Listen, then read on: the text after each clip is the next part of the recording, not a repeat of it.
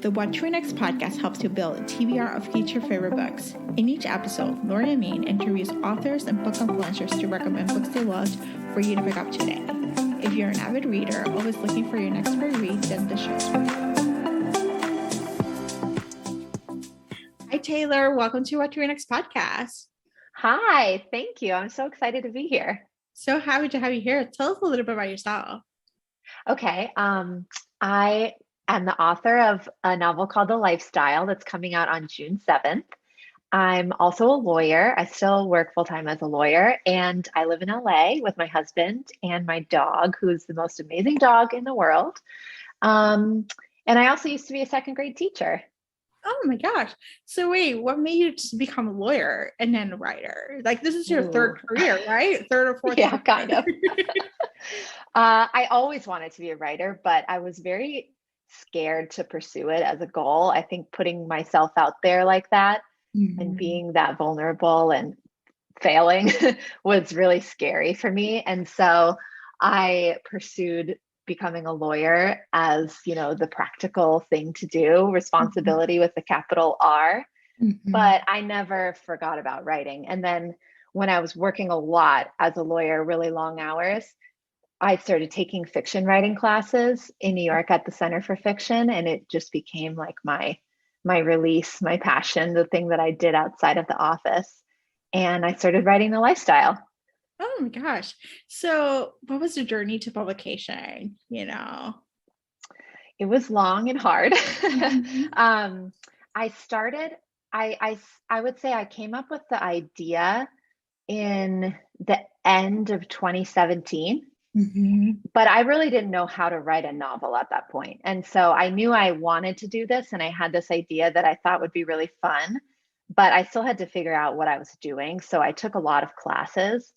I took classes at the Center for Fiction and Sackett Street, and then Catapult, which I absolutely loved and have taken many classes at. I think I've single-handedly kept them in business over the years. And that's how I learned how to write a novel. And the whole process took me about 3 years. And then I queried and I found my amazing agent who I love so much, Jamie Carr at the book group. And then she was able to sell the book. And it's just been an absolute dream come true. Oh my gosh, I love this. So let's talk about The Lifestyle. Tell us the elevator. Okay. The Lifestyle is about a lawyer in New York named Georgina who catches her husband having an affair, which shatters her life because she felt that she had the perfect job, the perfect husband, all of her dreams had come true. And so she thinks, no, I'm not going to let this ruin me. I'm going to fix this. So she decides that they will become swingers and they will recapture the spark and, reignite some romance in their relationship and save their marriage. And so she enters the New York swinging scene, and she has no idea what she's getting herself into. So what kind of research did you have to conduct? Because I'm thinking what's kind of Google search is going to look like? Yeah, every weird Google search that you can imagine. I Googled every iteration of best sex clubs NYC, what's it like to go to a sex club, Google images of sex clubs. I found a lot of helpful resources. I found that a lot of people in the lifestyle write really openly about their experiences because they want to help other people who are considering it know how to approach the more difficult scenarios to navigate. Like, what do you talk about with your partner before you go to your very first party ever?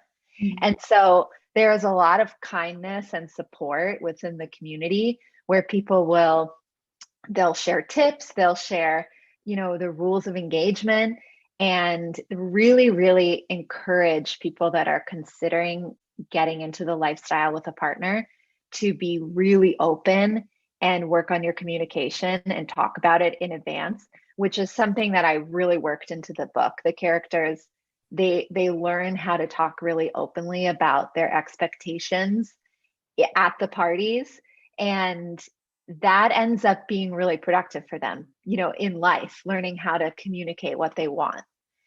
And I also read a lot of marriage counseling websites, like very cerebral Mhm. writings on this.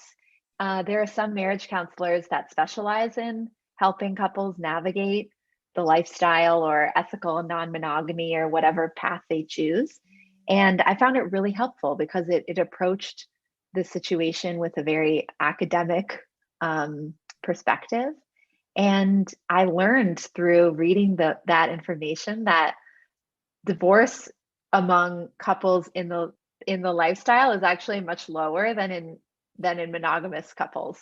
I can imagine. I feel like because they're communicating to each other, they're speaking up, they're saying like what they want, what they don't want, what they like, what they don't like, They're probably like open, they're not like looking for another person because they already have another partner. So they're not expecting the other person, the couple to meet all their needs. Like their needs are going to be met in different places, So probably is a much more healthier, quote unquote healthier, relationship in some ways. Yeah, that's exactly right. I think people feel very fulfilled by the experience, and they really feel like it helps their trust and communication with their partner because they're able to say, this is my boundary. Mhm. Um, and their partner then respects that boundary. Uh, or they're able to say, this is what I want, and not feel bad about telling their partner that's what they want. Yeah. And it ends up being, really productive. All right. So what was the source of inspiration? Like what was the little seed that just brought this, this Yeah. story together? My eureka moment was I had just read this essay by a very good friend of mine where she was talking about, her name is Crystal Hannah Kim, and she's a novelist as well. And she was talking about how you want to start writing from a situation that has a lot of tension in it. And Mhm. then my eureka moment came very shortly after, when I was at a party and I overheard some people talking about swinging. And I thought, okay, there's a situation with a lot of tension in it because there's just so much that could happen. There would be love and sex and jealousy and meeting new people and, feeling fizzy attraction and excitement and fear. Um, so I thought that would make a really, really fun book. And I don't think I've ever read anything like that before. And then it kind of took on a life of its own where I started to feel like I really wanted to write this book where a woman is exploring what she wants, both in the bedroom and outside of it, without feeling any shame. So what kind of books do you gravitate, like in terms of reading wise? Like what kind of books do you gravitate? Um, Mostly romantic comedies. I mean, I love what's happening right now. The boom of these amazing, hilarious love stories are just it's so wonderful. um, I just read, for example, Funny You Should Ask by Alyssa Sussman. I just loved it. I read it in a day. Right before that, I read In a New York Minute by Kate Spencer. And that book made me miss New York so much. The New Yes. York trail in that book is just, it's like this incredibly magical place where anything could happen, which is New York. But having lived there for 10 years, I don't always remember it that way.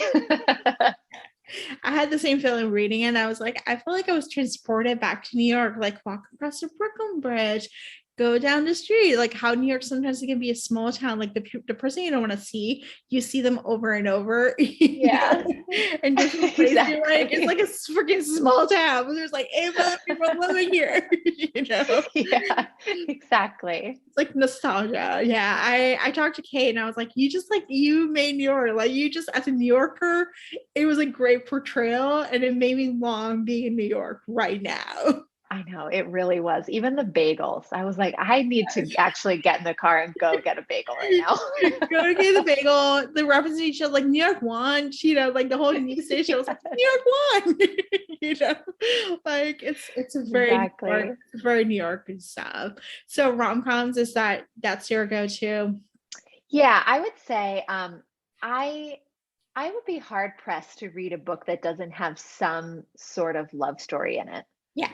It doesn't need to be a straight romance, but I do really like it when the character has, a romantic pull. I don't know. I'm a sucker for a love story. Yeah, me too. Me too. It's all for the love story. Yeah. Do you have any other books? What are you working next, actually? I'm working on my next novel, and it's going to be a holiday book, which I'm super psyched about. Oh, Yeah, I am just the connoisseur of Netflix holiday rom-coms. So there's just something so special about holiday movies, and I wanted to write something in book form that was similar to one of my favorites, which is The Family Stone. And so it's going to be a family comedy, dramedy that takes place over the holidays. oh, I love this. And tell me which is your go-to Netflix rom-com that you were like, okay, I Ooh. need to watch, or everyone should watch, you know? Okay. I actually really like Christmas Inheritance. Have you seen that one? No, not. It was kind of an OG because now they're like cranking them out. This Yeah. one is from 2017. It was pretty Ooh, early. Yeah. that's an early release. Okay. Yeah. It was a pioneer in the field of Netflix rom-coms. Yes. Oh my gosh. I am excited for Love and Gelato. They're doing that one this summer, and I'm like looking forward to it because I Can't read wait. the book. It's all set in Florence and it's all about gelatos. And I'm like, Uh, yes. Perfect. We just need rom-coms or just like take us to like have a fun adventure. Exactly. Exactly. So awesome. So Taylor, tell us where you can find you online. You can find me on my website, which is taylorhahn.com. And you can also find me on Instagram at Taylor Shay Hahn. I do have a Twitter. I'm like the worst tweeter ever, so don't bother. It's so good. Honestly, we're to the point where like pretty much Instagram is where most people are at, or now they're moving to TikTok, but Instagram is like the place where we're to go. So Yeah, yeah, exactly. You'll find a lot of dog photos. So yeah. if that's what you're into, definitely follow me. Yes, awesome. So Taylor, thank you so much for being on the show.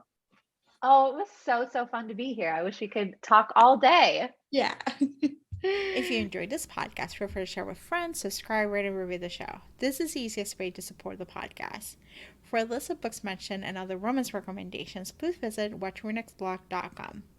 Did you know you can purchase audiobooks directly from your favorite local bookstore? With LibraFem, you can pick up more than 250,000 audiobooks, including bestsellers and recommendations from real booksellers. You'll get the same audiobooks at the same price as the largest audiobook company, you know the name, but you'll be part of a different story, one that supports the local community. If you're new to audiobooks, they're the perfect way to squeeze more reading into your busy life. Listen with the free LibraFM app while you do your chores, walk the dog, relax at home. If you already love audiobooks and don't know what to listen next, check out recommendations from people who know the best booksellers. The Watch Your Next podcast has a special offer for our listeners. Get two audiobooks on LibraFM for the price of one with your first month membership. Use code WatchYourNext. The offer is valid only for new members in Canada and the US. The Watch Your Next podcast is part of the Frolic Podcast Network. Please visit frolic.media/podcast to discover new shows to tune in. Thank you so much for listening and have a great day.